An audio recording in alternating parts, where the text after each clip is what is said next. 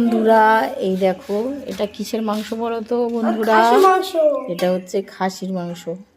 খাসির মাংসটা ভালো করে ধুয়ে নিচ্ছি, নিয়ে পরিষ্কার করে নিয়ে তারপরে রান্না করব। এই যে মেটে।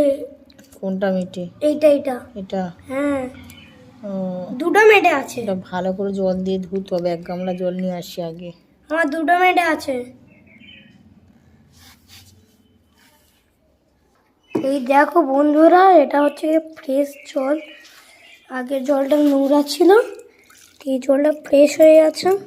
জলটা দিয়ে এবার পরিষ্কার করে নেবো। নিয়ে চুড়িতে আমি ছাঁকতে দিয়ে দেবো। ধোয়া হয়ে গেছে। হ্যালো বন্ধুরা, এই দেখো আমি বড় বড় সাইজের আলু কেটে নিয়েছি, যেহেতু খাসির মাংস সেই জন্য। আর এই দেখো 4টে আমি বড় সাইজের পেঁয়াজ নিয়েছি, আর রসুন নিয়েছি, আদা নিয়েছি। এবার এগুলো আমি এবার কুচে নেব, কুচি কুচি করব। আর এদিকে আমার মাংসটা ভালো করে থাকতে দিয়েছি। এই দেখো মা এবার পেঁয়াজগুলো কুচবে। এই যে কুচছে, এই যে কত সুন্দরভাবে আমি স্পিডে কাটছি দেখো বন্ধুরা। হয়ে গেছে, সেই জন্য আমার এখন তাড়াতাড়ি করতে হবে। হ্যালো বন্ধুরা, এই দেখো আমার পেঁয়াজ কাটা হয়ে গেছে, আর হচ্ছে কি আদাও ঘষা হয়ে গেছে। আর এবার আমি টমেটো, কাঁচা লঙ্কা আর রসুনটা কুচি করে নেব। জলের মধ্যে আমার সব ভিজানো রয়েছে। টমেটো 2টো নিলাম, আর রসুনগুলো এবার সব থেতে নেব। হ্যালো বন্ধুরা, আমার সব কাটা রেডি। এই দেখো রসুন, আদা, পেঁয়াজ, টমেটো, আর এদিকে বড় বড় সাইজের আলু, আর এদিকে মাংসটা ধুয়ে রেডি করে নিয়েছি। আর এদিকে তেল দিয়ে দিয়েছি কড়াইয়ের মধ্যে, এটা ভেজে নেব।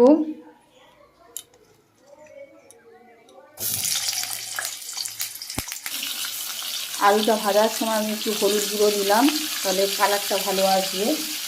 আর ওর সঙ্গে একটু নুন দেবো। এই দেখো বন্ধুরা, আমার আলুটা ভাজা হয়ে গেছে, লাল লাল করে ভাজা হয়ে গেছে। এবার আমি তুলে নেব।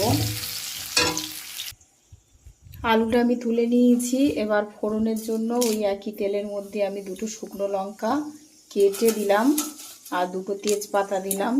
এবার একটু নাড়াচাড়া করতে হবে। নাড়াচাড়া করলে দেখবে একটা সুন্দর গন্ধ চলে আসবে, আর লাল হয়ে যাবে লঙ্কাটা। তখন আমি গোটা এলাচ আর হচ্ছে 4 টুকরো দারচিনি দিয়ে দিলাম।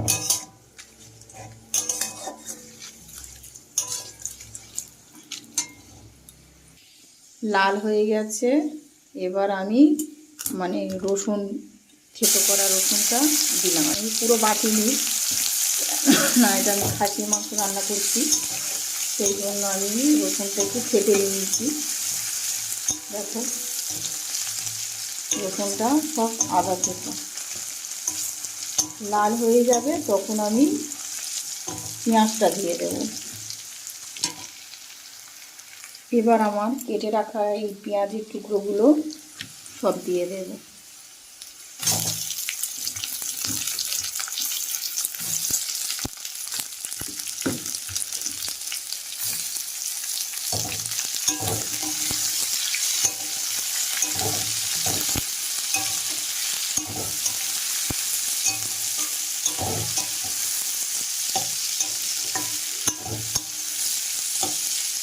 পেঁয়াজটা দিয়ে দিলাম, গোটা দিয়ে দিই।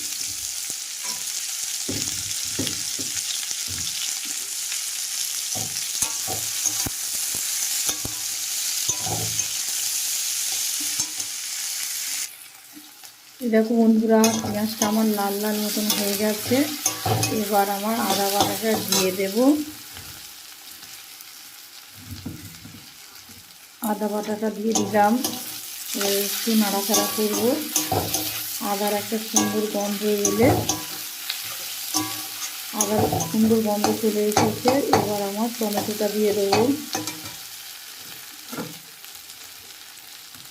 এই দেখো টমেটোগুলো দিয়ে দিচ্ছি। এরকম আমার গাছের টমেটো, গাছ থেকে পেরে এনেছি। পুরো ভিডিওটা তোমাদের দেখাতে পারলাম না, গাছ থেকে পাড়ার ভিডিওটা।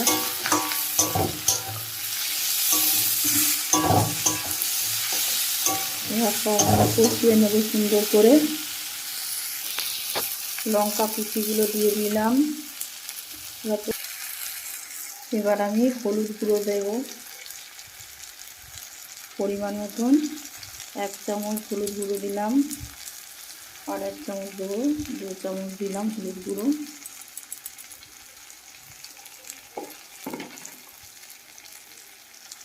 লঙ্কা গুঁড়ো 1 চামচ, যে যেরকম ঝাল খাও। আমি 4টে কাঁচা লঙ্কা দিয়েছি আর 1 চামচ লঙ্কা গুঁড়ো দিয়েছি। এবার একটু নাড়াচাড়া করতে হবে। দেখো কত সুন্দর একটা কালার চলে এসেছে। এবার আমি নুন দেব। নুন দিলে তাহলে তাড়াতাড়ি টমেটোগুলো গলে যাবে।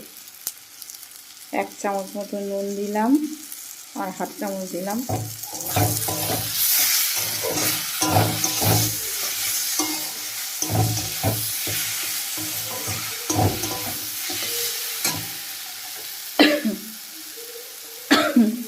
কালার হওয়ার জন্য কাশ্মীরি লঙ্কার গুঁড়ো দিলাম।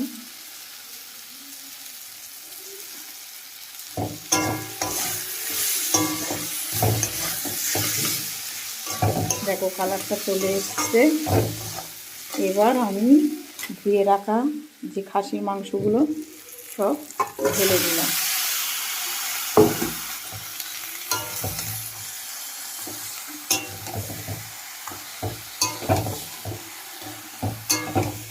সব আমি কড়াতে কষিয়ে নেব। এবার মাংসটা কষাতে কষাতে দেখো কত সুন্দর কালার চলে আসছে। আর একটু কষাবো, তারপরে প্রেসারে দেবো। প্রেসারে না দিলে আরও অনেক সময় লাগবে, সেই জন্য তাড়াতাড়ি হওয়ার জন্য প্রেসারে দেব। মাংস থেকে আমার তেল ছেড়ে দিয়েছে দেখো বন্ধুরা।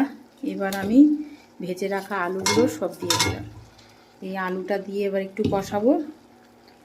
কষানোর এরপরে আমি এবার, এটা হচ্ছে কি মিট মশলা, সানরাইসের মিট মশলা। এটা খাসির মাংস যেহেতু, সেই জন্য আমি মিট মশলা দিয়ে একটু কষাবো। গ্রেভিটা সুন্দর হবে আর গন্ধটা সুন্দর আসবে। এবার আমি সব আস্তে আস্তে প্রেসারের মধ্যে সাজিয়ে দেব। তার প্রেসারে দেওয়ার আগে আমি প্রেসারের মধ্যে একটু মশলা আগে দিয়ে রাখলাম, সেন্টটা ভালো হবে। প্রেসারের মধ্যে মশলাটা দিলাম। এইবার আমি একে একে সব আলুগুলো সব দিয়ে দিলাম।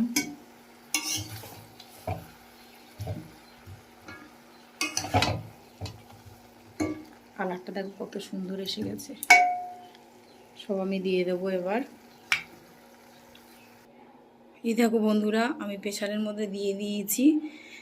1 বাটি মতন জল দিয়েছি। তো এবার প্রেসারের ঢাকনাটা দিয়ে আমি 4টে সিটি দেবো, দিলে আমার খাসির মাংস কমপ্লিট। প্রেসারের ঢাকনা দিয়ে দিয়েছি। টাটা বাই বাই বন্ধুরা, মাংসটা হয়ে যাক, তারপর তোমাদেরকে দেখাচ্ছি।